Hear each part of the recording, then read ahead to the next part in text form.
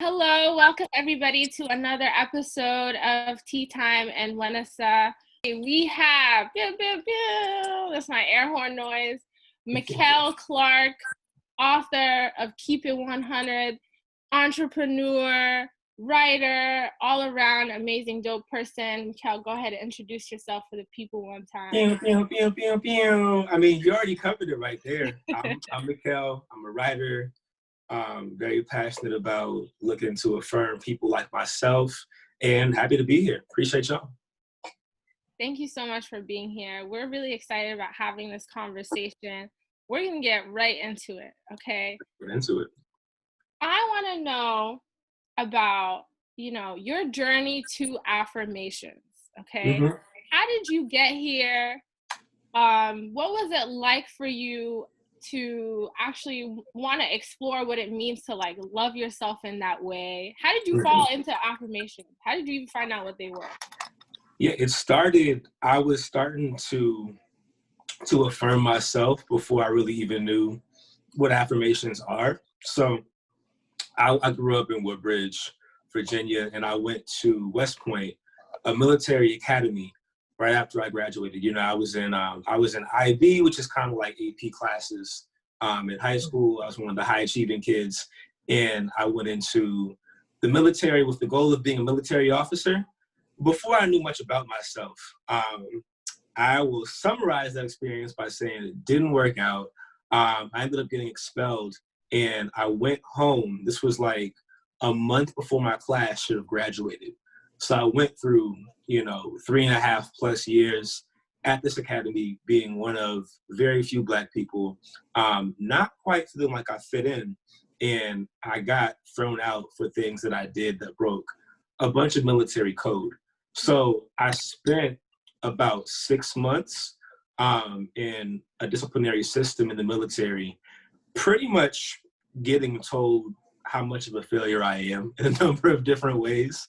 The military believes in punishment, but I hadn't seen like anything as far as rehabilitation or really anything to support me mentally before I really even knew much about like mental health and things like that. So I literally was talking to myself, like I knew that I had to find a way to be okay. So I was just starting to find things to tell myself so I would know that eventually things would be okay and that this wouldn't be the end of the road for me. I was 22.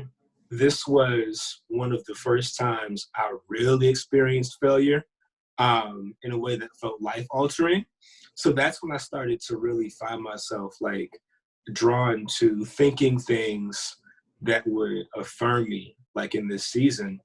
And at the same time, I was on social media, and being in a military academy, again, I didn't relate to a lot of my classmates. So I found myself, on social media, and gradually people started to find me. And this is like as the years kind of go by, but that became a way of like connecting with people who also were drawn to like inspirational or affirmation-based content, and just starting to kind of find out more about what I felt drawn to write about and to think about. So what I'm hearing from you is like you're taking these active steps to like you're being introspective of what you're going through, and you're taking these active steps to reaffirm your thinking to and then apply that to your everyday life. So I feel like a lot of people aren't on your wavelength, right? Like a lot of people have not gotten the opportunity to do that self-work. What do you think are some of the barriers that you see around you that have stopped you from seeking like that internal work? Yeah, I mean, I can't say if people are on my wavelength or not. I know I felt led to talk about it, which I think makes, I end up like having more conversations about it, right? And I think like some barriers to it. I mean, I think, I know some people who I talk to and I just feel like they haven't had certain experiences that really force you to just sit down and like you can't keep moving. So I've been expelled from college, and within 6 months I had a broken ankle. Like it was a sprained ankle actually. So I was literally just sitting in bed. If I wasn't watching Breaking Bad or writing, I was gonna think and I was gonna process. And then I got fired from my job. Well, I quit before I got fired, but I pretty much got fired. You have to start to like assess what's happening in a different way, and ideally like be kind to yourself and not like blame yourself for what happened to you, but instead like approach it from a more holistic lens when you figure out what's been going on. So I would say that, and then also this intentionality. Like it's really tough if you don't have any like mindfulness practices to not think about. Well, it's tough to be aware actually of how much time we literally just spend scrolling, looking for the next thing to pull us in. Like we get a break, we scroll, we watch TV, we jump in a group chat. It's time to go to bed. You know, like you have to be intentional if you want to read, if you want to like think, and sometimes even have like in-depth conversations. Because if not, like the world keeps moving and you can always find more things to divert your attention that don't give you much substance or time to think about things. Yeah, absolutely. And there's this saying that it's like you're a product of your surroundings as well, right? So the people around you can either help push you better or kind of take you in to the darkness, right? And as a Black man, I feel like it's a little bit different because the world, especially right now, is just so heavy. Do you feel like, you and your friends are having more of these conversations about being intentional and like doing the inner work, about trying to identify your traumas and all of these things? Like, are you guys talking about going to therapy? What are the conversations like? Minutes later. You always get it right, girl. We're getting there. You never miss. I've spoken to Shut the hell up. Except Charlotte, that's my friend. We're getting there. That's my I friend. think I've spoken to a few friends about like a number of those different things, right? About I'm happy I'm looking to go to therapy soon. I finally have healthcare. Talking about honestly, like generally just, are you okay? Like I'm having a lot more check-ins. And again, as somebody with high functioning anxiety, even just like taking the time to stop trying to be productive and just talk to your people, right? Like actually build with them and have like a bit more than a surface level conversation is important. And I've found myself led to do that more because I can't be there with you in person. I can't just link up and, go hang out with somebody or whatever else. So I've been more intentional about that, and then just trying to check in on everyone from family to close friends. So yeah, to a certain extent, I would say so. And I was reading, but that was a part in Bell Hooks is all about love, where she was talking about like as women we are always seen as like the emotional ones, right? And like the ones who care about love and all of these things. And so it like society put it on us that it's okay for us to continue to have these conversations and open up. Whereas on the other hand, for men, it was like, no, they're supposed to like do this and do that. So it made it more taboo for them to have these conversations with each other. It's definitely a socialization, but even in All About Love, she does continue to talk about how like it's still shameful to talk about love. It's still shameful to want love. Like to say that out loud, like I crave love. Now we're also socialized to be strong, independent, blah blah blah. Like there's that entire narrative where we don't need anybody, and it literally goes against being a human being. Like, you do want intimacy, you do want love. But I feel like for me right now, like, if a man isn't able to open up that side of himself, like, I don't need a macho man because of that independence in me. Yeah. I need somebody who is clear for what they are and work on themselves in order to be there for me. Because I don't need the buff, no. It's literally... And it's a facade at that. Yeah, it's not real. No one's actually like that. Yeah. I become so disinterested when I see that a man is disengaged from his feelings and it's just working around like, I have game, I have a job, I know these people. That means you're lying to yourself. It's a front. It's a front though, because like no matter how sustainable is that to continue to be the man, to continue to be like whatever it is, it's not sustainable because you are going through things and there's things that you need to talk about. How is your relationship with your dad? How is your relationship with your mom? How do you talk to your family members? Because that affects our relationship. Right. I think though we do need to create an open space in which it's okay to be an emotional person for both men and women, because now it's becoming that independent woman thing where it's like you have to shut down your emotions in order to be seen as a boss, to be seen as like that bitch, whatever it is. And we need to open up for men so they can meet us emotionally where we need them to be as well. What has helped you kind of push through some of your vulnerabilities? I'm going to need to take notes on this part. I mean, one, getting to a point where if you don't face them, eventually you get to a point where you have no choice but to face them because you don't have no more energy. You don't have any more drive. Like you burn yourself out by holding these things inside. So I got to certain points where I was just struggling. You know, I was self-employed and I wasn't getting no employment. I wasn't making no money. I had boxed myself out of talking to people about what I was going through. So I had no choice but to just like come out with it in some kind of way and to find my avenue because it was hurting every part of my life. So that was big. And then I kind of realized like I was starting to even like seeing, you know, my wife, she was my girlfriend then. She does a great job of like building very deep relationships, right? Very nurturing relationships. And I was sitting around and sometimes I'm like, damn, we just like, I always like, I'll like call my friends and like, I'll like lovingly roast them or whatever else and we'll go back and forth. But it's like, when's the last time we had like a deeper conversation? And, you know, why am I struggling to build deeper connections with people who I have mutual respect for? So being able to look back and see like, okay, like it's happening because I'm not even creating space for that kind of friendship and that kind of relationship. For a while I had mastered like the polished, like surface level, like, yeah, I got you. Okay, bet. All right, bye. Yeah, like you keep know? it together. Yeah. So, you know, working through that and understanding that again, like my anxiety will make me not want to be a burden on my friends. And therefore it almost seems like I just don't need like that depth of friendship, you know? So I had to kind of confront that. I'm still confronting that and I'm still working through that. Yeah. Honestly, that's where vulnerability, that's where vulnerability is literally the devil. Because it's like, no, you can't be vulnerable because you don't want to be a burden to people.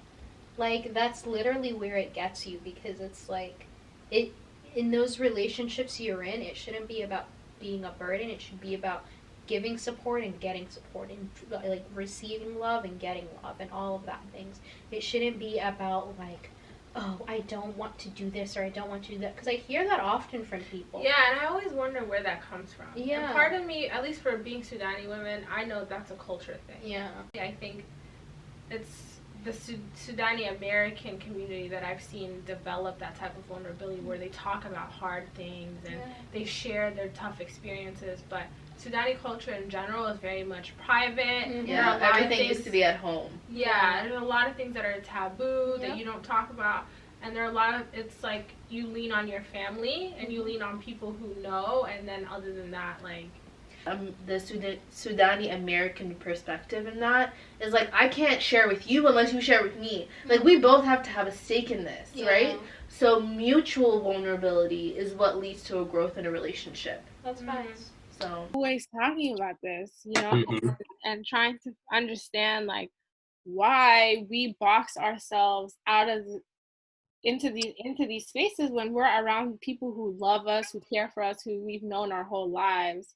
Mm-hmm. It's like we can't let them in past a certain point. But you mentioned your wife. Shout out to your wife.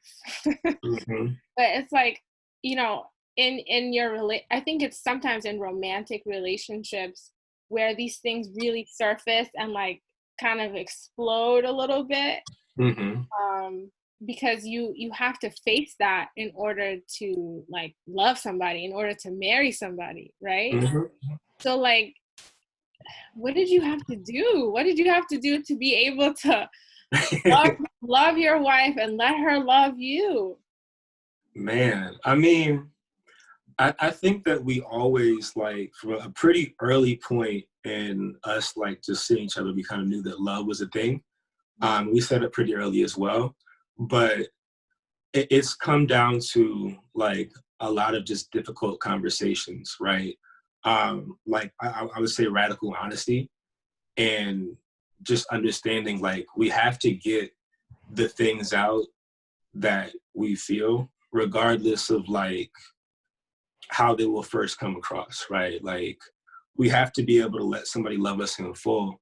And to do so, they have to know the full us. You know what I mean? So it's like, we were kind of getting to certain points where we were both not saying things. And that was leading us both to misinterpret what the other person was saying.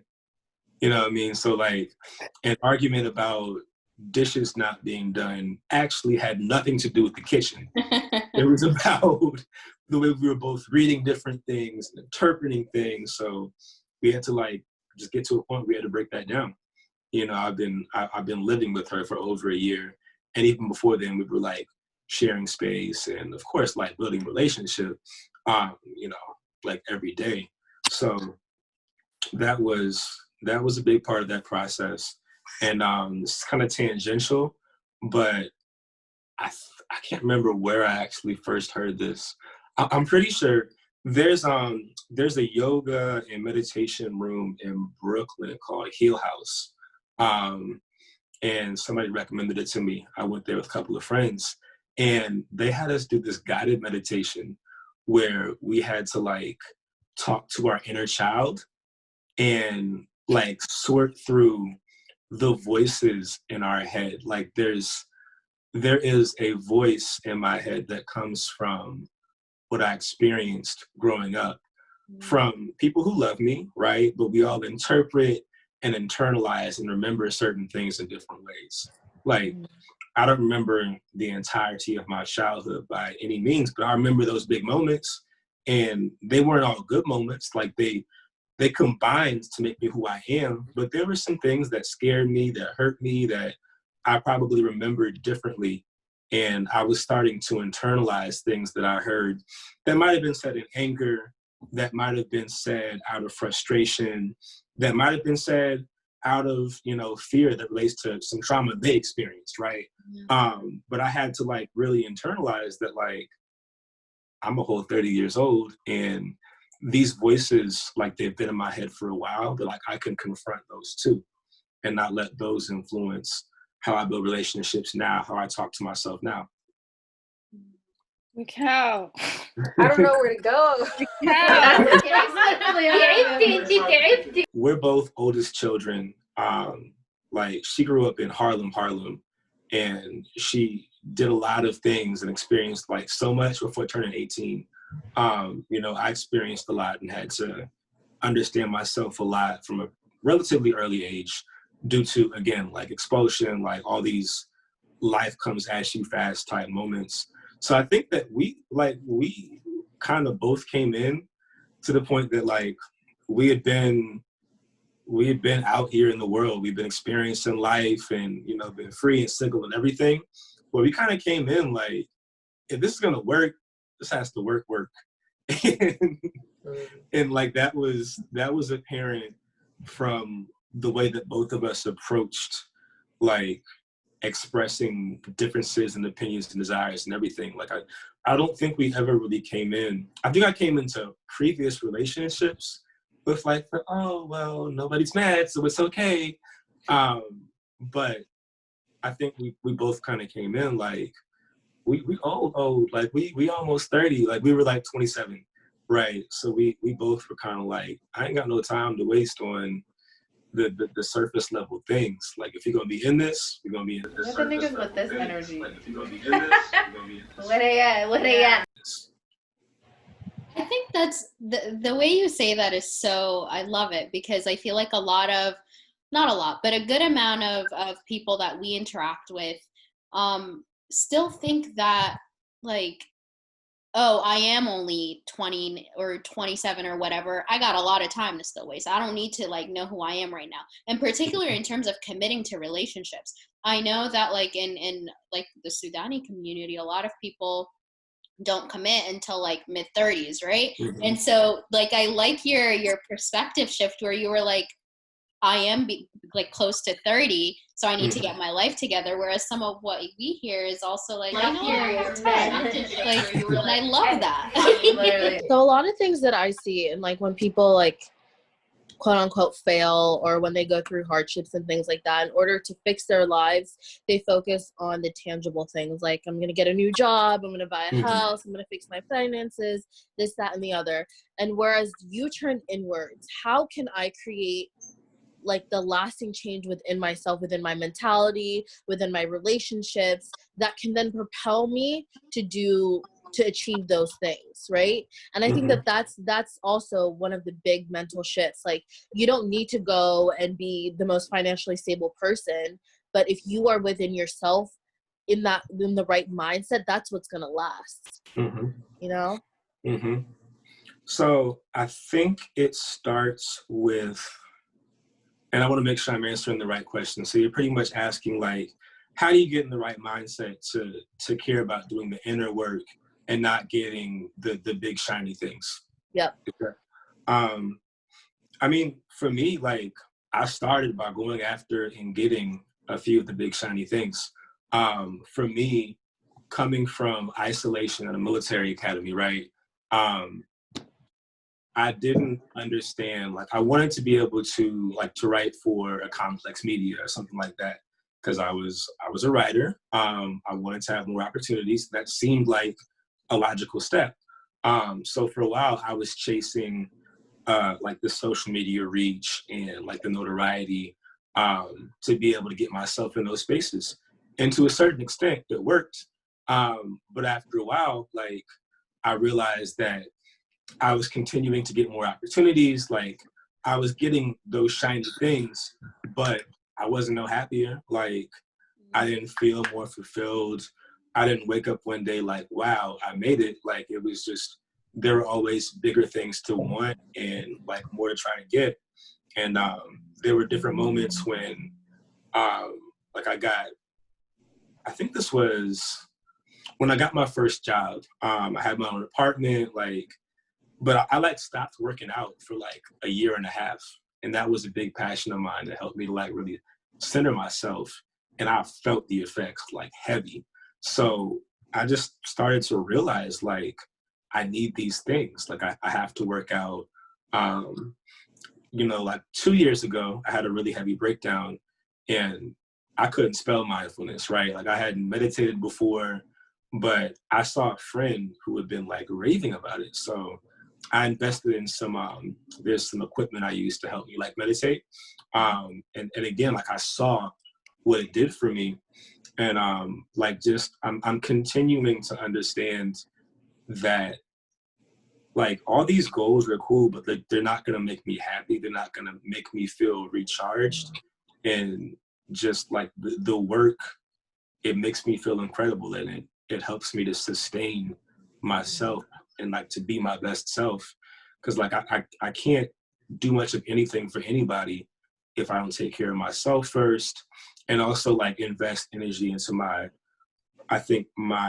betterment, my education, and just my understanding of the world, right? Like I don't want to be an empty talking head with a great resume and like no growth and ability to serve somebody else to match. Y'all there? Like all in shambles. It's just. It's a lot. And it's like, these are the conversations that we really need to be having on a consistent basis, because even now I'm like, this is the real shit that we have to deal with, right? Like, we're always talking about networking, making connections, building our life, blah, blah, blah. And it's just like, okay, but are you doing all right?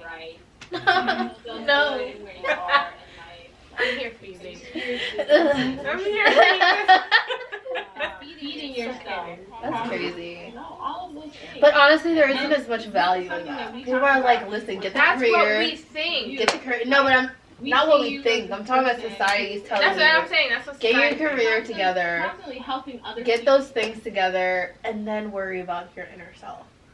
That's not how it works. Like, they're literally like, you're the last priority. Yeah. But this is why there's so much unlearning in growth. Yeah. You literally have to identify weaknesses that you have internalized, insecurities, fears, things that are fed to you, things that, habits that you've acquired just through your socialization, that you then have to go back and be like, this is not serving me. Yeah. You know, like, part of the socialization for him is go after that complex job, get this, blah, blah, because it makes sense. Those are the stepping stones in his career. Yeah. And then what happened? He didn't feel good. Yep. Thing in our communities that has been avoided for a long time that is coming more towards the forefront now is like mental health and taking care of your mental health, like within the Black community, within the Sudani community. Like, that's something that's always like, it was seen as like a cushy thing, like it's not something that is a primary goal. And to what you were saying earlier, it's like, you can't take care of others if you're not taking care of yourself. And I feel like in our Black communities, it's communal societies. It's all about like the family and the unit and like taking care of each other and being there for one another, which is beautiful. But unless you also have that, like, you're taking care of you can't, that's not sustainable. So what ways have you seen that kind of take shape in your community in terms of like addressing mental health issues more, or just like more like internal self practices and things like that? And even, sorry, just to add to that, even you saying out loud, like, I'm going to therapy this year, that's a big deal. I think in my experience, I've thought about the fact that, so I was talking with my father and a family friend, like maybe like 3 or 4 weekends back. And I was thinking about the fact that, like, my father's mother literally grew up a sharecropper. Like, that's less than 2 generations removed. So, like, the way that I was raised, like, there was more of a focus on basic survival and less on thriving out of necessity, right? So, like, understanding that my generation, you know, our generation, like, we're standing on their shoulders, and there were things that they just probably didn't have the capacity to even think about that now we can access, you know, and understanding that each generation has to, like, oftentimes painstakingly push the needle forward, and like, we have to expand what we think about when it comes to, like, how we thrive. And just to be able to think through, like, yes, like, white supremacy, white supremacy, patriarchy, misogyny, like transphobia, homophobia, a number of different things are all hurting our community.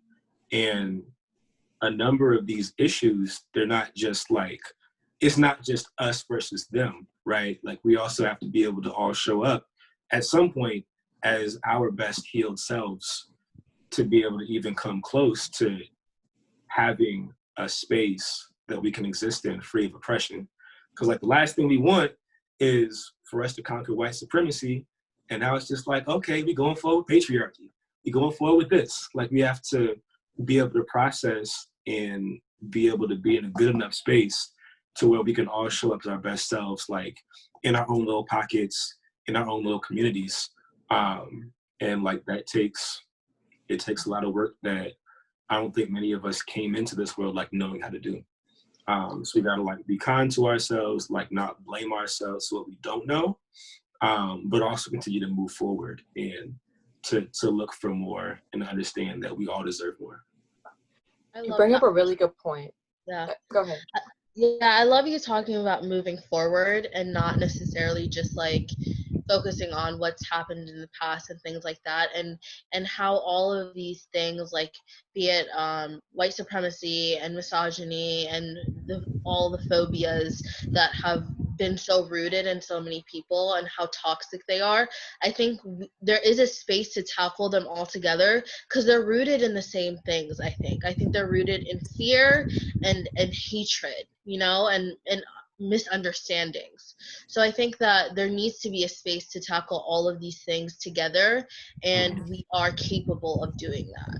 Our parents in that way are like behind us because they've been in survival mode for so long that they haven't had the opportunity to really sit there and evaluate their mental state and what they need and what they can provide. I mean, because they had to flee war, they had to flee like religious and not religious, political circumstances. They had to flee like poverty, all this stuff. Exactly. Right? Like that's and the then plight come of here immigrants. and rebuild from scratch. Right? Yeah. So like, what time do you have to be like, what is my inner self? Meditate. Let me. Yeah. But that's a privilege we have that we need to take advantage of. Yeah. Because also I feel like a duty that we have based on where we are is we have a lot of generational trauma. That's exactly what I was going to say. And so it's on us now because we have privilege to begin to untie those knots for the future generations. Yeah. We're not in survival mode. Yeah. We have like a lot of like blessings in time and opportunities and such, right? Yeah. So I think some of our like generational job is to untie some of those knots that have like developed through all of the years. And share what we've learned with our parents. Exactly. Be like, this is what I've learned for myself. Yeah. I think that you would benefit from this. You know, let's sit and talk about this. Let's learn how to communicate with each other in a productive way. Let's talk about vulnerability, what you're scared of, because I know you're scared. Because we all are humans facing the same things, but you just haven't had the opportunity to learn to deal with them. So I saw there's an Instagram page where I don't know if she's a psychologist, psychiatrist, but she really delves into the first generation American experience and being children of immigrants in America. And one of the things that she posted about was our parents went from, you know, having a community, having an aunt that could help with this, an uncle to help with this, to literally nobody. Like coming here and dealing with everybody literally nothing. Alone. It's absolutely terrifying. And then you're bringing up children in a society you don't understand. Right. You don't get it yet. A society you don't understand. So a lot of my evolution and a lot of the things that have helped me grow, they haven't necessarily had those experiences or anything adjacent to them sometimes, because being a black woman in America is very different than being a black woman in Sudan. For sure. And you know, and this is why sometimes we butt heads with our parents, because they bring that understanding here, and it just doesn't work here. Like sometimes it's very difficult to explain that to them, you know. Alhamdulillah, I feel like the older I get, the easier that conversation is, and it's very much open. Yeah, I think because I'm blessed with being able to see where they're coming from as well. Right. Like that level of understanding now, it's like I know what you've been through. You've been open with me to that extent where I can like see your actions, know where it's coming from, so I can excuse you and we can move on from there. You know, and that it took a long time to get there, truly. You remove the resentment and the anger from it, and it becomes a place of understanding and then growth. Because we're in this together.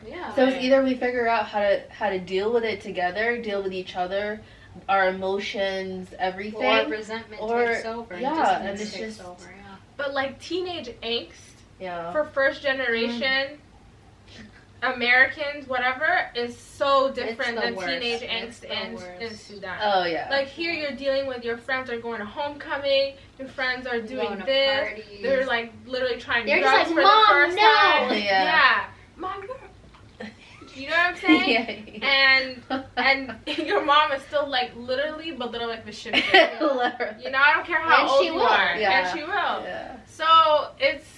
And then you're like alcohol, child support. Yeah. They don't have that either. What is that Russell Peters thing? It takes 5 minutes for them to get here. And when they do, you will be dead. I want to know, you know, in your journey towards therapy, like we go into it always wanting something, right? Like are you looking to be a better husband, a better man? Like, is there something specific that you're just like, I really want to be better in this sense, and I think only therapy can help me do that? Because to be honest, you've been your own therapist for all your life, and you've figured out ways to deal with your traumas, deal with your failures in such a productive manner.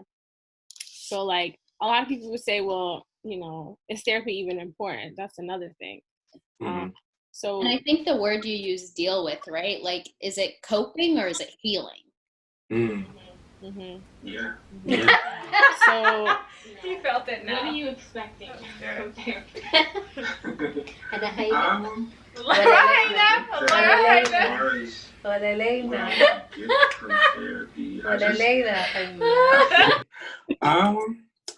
I think that as far as what I want to get from therapy, I think that there are things that I've experienced and things that I need to heal from that affect the way that I show up in every part of my life.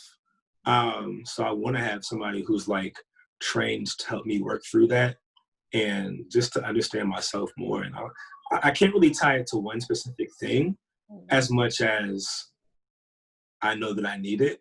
And I just need those tools to be able to just be my best self, to be able to serve my wife, my family, my friends, the world, like the whole spectrum. So everything. What would you tell guys who are like thinking about therapy but not necessarily feeling like it's something that they have to have? Just kind of we're allowed to have. I feel like some guys don't think they're allowed to seek out something like this in terms of like internal barriers that they've built within themselves. Yeah. What would you tell those folks? I think I would start by acknowledging that, like, I also, like, I'm getting I'm 30 now. So clearly there's been some time where I either didn't have the access or didn't think about it, or both. I would acknowledge that. I would kind of ask them why. And I think I would look to reemphasize the belief that we all need it in some type of way. And I know a lot of men who I speak to, we're oftentimes swayed by feeling like we are a provider of some sort, or, you know, whatever else, which is partially from patriarchy, but we're here right now. So we're talking to people in the present. I think that I would emphasize that I believe, and I've heard from people who have already been to therapy, that it's going to help you to show up as a better version of yourself, and to process like difficult moments, like, and just to be, you know, the best person you can be for your partner, for yourself, for your family, like whoever it might be.